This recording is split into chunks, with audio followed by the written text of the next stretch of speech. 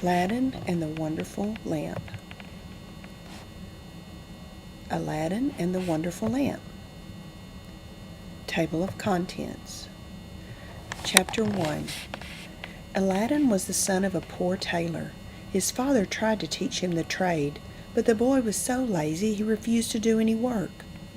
Because Aladdin never lifted a finger, his father worked himself to exhaustion until he died. But even then, Aladdin would not change his lazy ways and played with the naughty boys in the street while his mother spun cotton. When Aladdin was 15, a magician arrived in the kingdom. The magician wandered through the streets looking for some foolish boy to trick. When he saw Aladdin, he pounced on him immediately. "You there! Your face looks familiar," he called. "Tell me who your father is." "My father is Mustafa, the tailor, but he's been dead for 2 years," Aladdin replied. "Oh, dear me, it can't be true. I've come all this way to see my brother Mustafa only to find out he is dead," cried the magician. He hugged Aladdin close and pretended to weep. "And you, fine boy, must be my nephew. You've surely taken over your poor father's tailor shop." "Bah!" said Aladdin. "I can't stand working. I prefer to play in the streets with my friends." "What? That's no good for a young boy. Let me make you an offer. If you come with me tomorrow, I'll buy a shop and make you a shopkeeper. That way you can earn money without doing labor." Aladdin liked the sound of that and agreed to follow his false uncle the next day. Chapter 2. In the morning, the magician led Aladdin out of the city across the countryside and into the mountains. Eventually they came to a ledge on the edge of a cliff. "Uncle, where's my shop? Why are we out here?" Aladdin asked. "Gather some firewood, boy, and you'll be thankful you're here." So Aladdin gathered wood and built a small fire. The magician sprinkled incense over the flames, waved his hands, and murmured mysterious words. Before Aladdin's eyes, the earth opened up, revealing a stone with a brass ring attached. "Take hold of the ring and lift the stone," ordered the magician. Aladdin was quite afraid. He was sure this was no ordinary uncle. He lifted the stone and saw a passageway leading down stone stairs into the darkness. "Now, nephew, you must do exactly as I say. Go down the stairs and into a golden hall, but do not touch the walls. Even brushing your sleeve against the gold will kill you instantly. At the end of the hall you will come to a fruit orchard with a path leading to a small lamp sitting on a stone. Blow out the flame, empty the oil, and bring the lamp to me. I'll give you my ring, which will keep you from harm as long as you obey me." Aladdin took the ring and went down the stairs, careful not to touch the golden walls of the beautiful hall. At the end of the hall he entered a bright orchard with fruit trees bearing the most colorful, delicious fruit Aladdin had ever seen. He could not resist plucking a bright red apple. As soon as he took it from the tree, the apple changed into a solid ruby. At the next tree, he plucked a bunch of golden grapes, which changed to a cluster of pearls. Lemons turned to diamonds, and limes to emeralds. Aladdin gathered as much fruit as he could before following the path to the lamp. He piled the lamp on top of the treasure in his arms and returned to the stairs where his uncle waited. "Uncle, my load is heavy. Help me up," he said. "First give me the lamp," demanded the magician. "I told you, uncle, my hands are full. I cannot give you anything until you help me." "Foolish boy, give me the lamp or stay down there forever." The magician knew the lamp's magic would not work if he took it from someone by force. "But uncle, protested Aladdin. Before he could finish, the magician muttered more magic words, and slam! The stone flew shut, locking Aladdin inside the cavern. Aladdin called and called, but his uncle would not answer. Finally, he decided to pray, but when he put his hands together, he accidentally rubbed the magician's ring. Instantly, a frightful genie stood before him. "What would you have?" "I am the slave of whoever wears the ring." Aladdin was terrified, but he immediately replied, "Bring me home." And in no time he stood at his front door, his worried mother weeping with joy to see him. Aladdin was starving, and he begged his mother to sell one of the treasures, the dusty lamp, perhaps, for food. His mother began to polish the lamp with an old rag, and another enormous genie appeared. "What would you have?" "I am the slave of whoever owns the lamp." His mother was terrified, but Aladdin knew what to do. "Bring us a satisfying feast," he shouted. In an instant the genie brought dozens of solid silver trays overflowing with food. Buttery rolls, delectable pastries, and steaming roasts filled their table. When Aladdin and his mother finished, enough food still remained for many days. They would never be hungry again. When the food ran out, they sold a piece of beautiful silverware or one of the trays for more. Chapter 3. They would have lived like this forever if Aladdin had not been on the street when he heard the town crier shouting, "Back to your houses, all! Shutter your windows! Princess Buddir will go to the bath." No one was allowed to see the Sultan's daughter without her veil.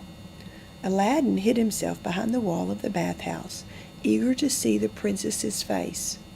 When she came by with her servants, Aladdin was so struck by her beauty, he vowed he would marry her.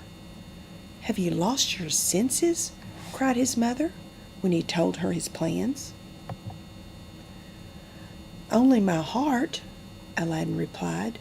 "Take this silver tray from our meal and load it with fruit from the cavern. Wrap it carefully in rags and take it to the Sultan to ask for his daughter's hand in marriage." Though she grumbled that a tailor's wife would never be allowed to see the Sultan, Aladdin's mother piled the tray with gleaming jewels and wrapped it in rags. The Sultan's guard would have thrown her out, but the Sultan was curious as to what was hidden inside the bundle. He ordered Aladdin's mother into his hall. Aladdin's mother bowed low, holding up the rag bundle, which was scarcely distinguishable from her clothing.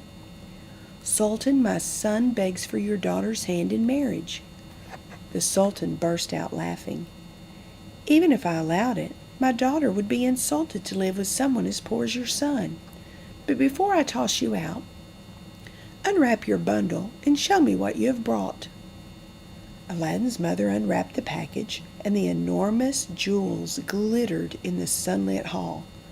The Sultan's jaw fell open as he admired a gold pair, for he had never seen such treasures. "I'm very impressed. Perhaps your son is worthy after all. But before I allow my daughter to marry you, he must truly prove his worth. Tell him he has 7 days to deliver 40 trays of these gems. Each tray must be solid gold. Each gold tray must be carried by 2 slaves, and each slave must be dressed in the richest clothing." Now Aladdin's mother went back to her son and told him what the Sultan had said. Aladdin laughed, for the power of the lamp could get him anything. Instantly the genie produced a train of 80 slaves, carrying trays of gold and jewels. A crowd gathered to watch them march to the Sultan's palace behind Aladdin's ragged mother. "Again you have impressed me," the Sultan said, "but I must know that he will keep my daughter happy. Tell your son to have a splendid palace ready for her by the end of the week. Now, in a flash, Aladdin ordered the genie to build a magnificent palace in the garden across from the Sultan's window. The genie even ran a soft red carpet from the door of Aladdin's palace to the door of the Sultan's.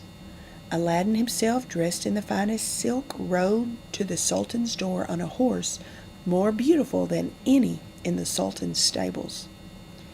"It would be unfair to my daughter if I did not allow her to marry such a worthy man," said the Sultan. And so it was that Aladdin and the princess were married. All the kingdom came to the wedding procession. Musicians led the Princess Butter down the carpet toward Aladdin's palace, and 400 torches lit the street as bright as day. Inside Aladdin's palace, they ate a sumptuous feast on solid silver plates. It was the most joyful occasion the kingdom could remember, and Aladdin and Butter had happiness for many years. Chapter 4. They would have lived like this forever, but Aladdin loved riding among the streets of the city, throwing gold to everyone he met. This made him quite famous. Soon the magician heard of this boy, who seemed to have riches as if by magic. He knew Aladdin had stolen his ring and lamp to gain his wealth. The magician disguised himself as a peddler, filled a basket with shiny lamps, and came to the palace door while Aladdin was out. "Who will exchange old lamps for new ones?" he called. Butter peeked out the window. Won't Aladdin be surprised when he finds a shiny new lamp instead of that dull one he keeps in his chamber? She took the magic lamp from Aladdin's room and brought it to the peddler. Immediately, the magician rubbed the lamp and summoned the genie. "What would you have? I'm the slave of whoever owns the lamp." "Take this princess and her palace and servants and send us all to Africa," the magician cried. With a flash, the palace vanished. When the Sultan looked out his window, he gasped in horror. His daughter's palace had vanished in a puff of smoke. He ordered that Aladdin be brought before him. The Sultan raged. "Whatever sorcery you used to produce your riches has made my daughter disappear. If you cannot bring her back in 5 days, I'll chop off your head." Aladdin pleaded his innocence, but the Sultan would hear none of it. Sadder than he had ever been, Aladdin wandered the city for 3 days. He asked everyone if they had seen his princess. On the 4th day, he decided to pray, and he rubbed the magic ring, which he had almost forgotten about. "What would you have? I am the slave of whoever owns the ring. Please return my palace as it was. Only the genie of the lamp can undo what the genie of the lamp has done," the genie answered. "Then take me to my palace," Aladdin said. Before he could blink, Aladdin stood at the front door of his palace, which now sat in a lonely desert in Africa. He snuck inside and reunited with his Princess Butter, and they both shed tears of joy. "I have a plan to get our lamp back," whispered Aladdin. He gave Butter a pouch filled with a potion that made its victims slow and sleepy. Butter then invited the magician to eat with her. Flattered by her sudden kindness, the magician allowed the princess to pour his drink. She secretly added the powder, and soon the magician was nodding in his soup. "My dear," said Butter, "doesn't it seem awfully dark in here?" The magician's eyelids were half closed, so it did seem dark to him. "Why, yes, it does," he mumbled. "Why don't you give me that old lamp you carry around so we may dine by its flame?" The magician, numbed by the potion, handed her the magic lamp. She summoned the genie immediately. "Take me and Aladdin and my palace "Back to the Sultan's kingdom, and leave this horrid magician in the desert where he will never find his way out," she ordered. The genie did as she asked, and they were all returned to their home safe and sound. The Sultan was so pleased to see his daughter again. He made Aladdin the heir to his throne. After the Sultan passed on the crown, Aladdin and Butter ruled the kingdom for many happy years. Glossary.